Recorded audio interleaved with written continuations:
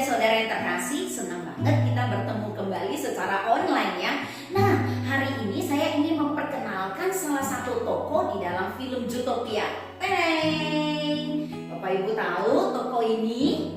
Nah, ini adalah bukan manusia ya, seekor hewan yang bernama sloth. S-L-O-T-H ya, sloth. Hewan ini banyak ditemukan di Amerika Selatan dan hewan ini punya satu julukan yang sangat terkenal, yaitu dia terkenal sebagai hewan yang sangat lambat ya. Malah ketika diteliti, kecepatan pergerakannya adalah 0,24 km per jam. Wow, bagi yang kita suka nyetir, kita bisa nyetir berjalan 40 km per jam aja kita udah rasa lambat ya. Apalagi ini 0,24 km per jam, lambat banget. Kalau dia mau ngomong, saya mau makan kayak gini. Saya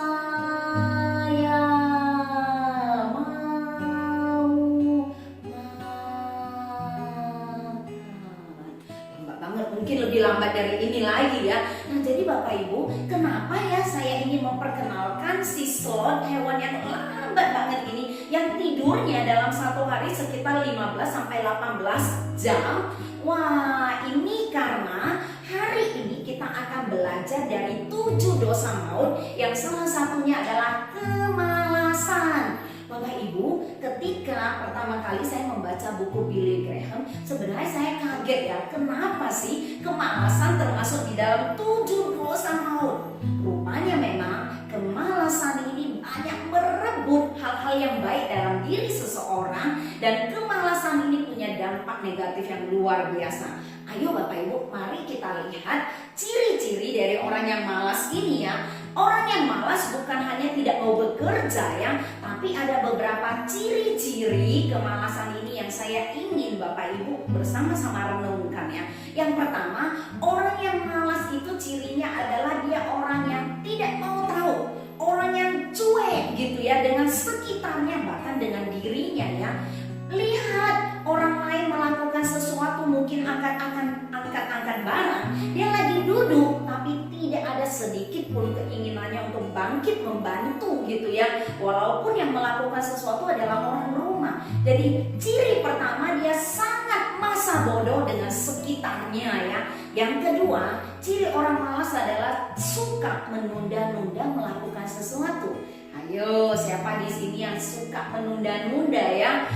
Misalnya ada pekerjaan hari ini, besok aja lah, setelah besok, lusa aja lah, setelah lusa, minggu depan aja lah gitu ya. Kayak orang yang berencana atau berkomitmen, mau baca firman, tapi akhirnya besok aja lah, lusa aja lah, akhirnya tahun depan aja lah, setahun lagi lah.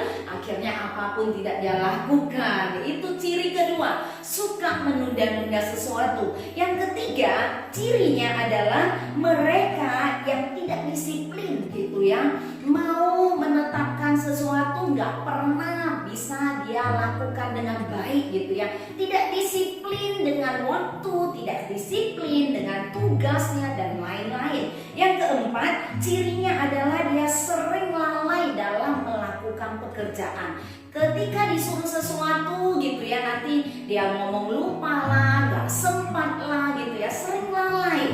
Dan berikutnya juga ciri orang malas, dia waktu istirahatnya lebih banyak daripada waktu kerjanya ya. Dan kemudian yang berikutnya adalah ketika melakukan sesuatu, dia orangnya setengah hati gitu ya, gak sungguh-sungguh. Disuruh menyapu setengah hati, udah sapu pun kita merasa lantainya masih kotor gitu ya. Dan yang terakhir, ciri orang yang malas adalah mudah menyerah. Dikasih sesuatu yang dia lihat sulit, langsung give up. Aduh, saya nggak bisa. Aduh, saya nggak mau. Aduh, saya nggak berani. Mudah menyerah, itu ciri-ciri orang yang malas. Nah Bapak Ibu, Alkitab dengan jelas di dalam Amsal 24 ayat yang ke-32 berkata, aku memandangnya, aku memperhatikannya, aku melihatnya dan menarik suatu pelajaran. Tidur sebentar lagi, mengantuk sebentar lagi, melipat tangan sebentar lagi untuk tinggal berbaring. Nah, inilah tipe orang yang malas gitu ya, takut untuk melakukan sesuatu, mudah menyerah dan yang lainnya. Bahkan Rasul Paulus di dalam Perjanjian Baru berkata apa? Orang yang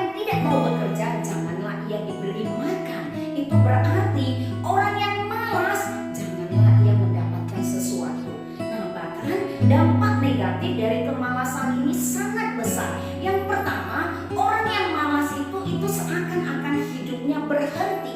Dia berhenti di satu titik, tidak lagi efektif, tidak lagi menghasilkan sesuatu yang punya makna buat dirinya dan buat orang lain. Hidupnya stagnan di titik tersebut. Dan yang kedua, orang yang malas itu dampaknya adalah dia juga kemalasan dapat merampas kerohanian orang tersebut. Kerohaniannya berarti mati juga di dalam satu bahasan tertentu. Nah Bapak Ibu, mari kita berhati-hati dengan hal yang sepele malas ini ya, supaya jangan-jangan kita selama ini sudah menjadi orang Kristen yang malas dan itu membuat gereja kita tidak bertumbuh.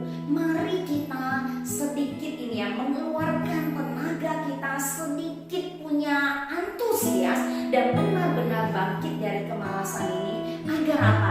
Hidup kita dan juga gereja kita dan nama Tuhan juga dimuliakan lewat apa yang bisa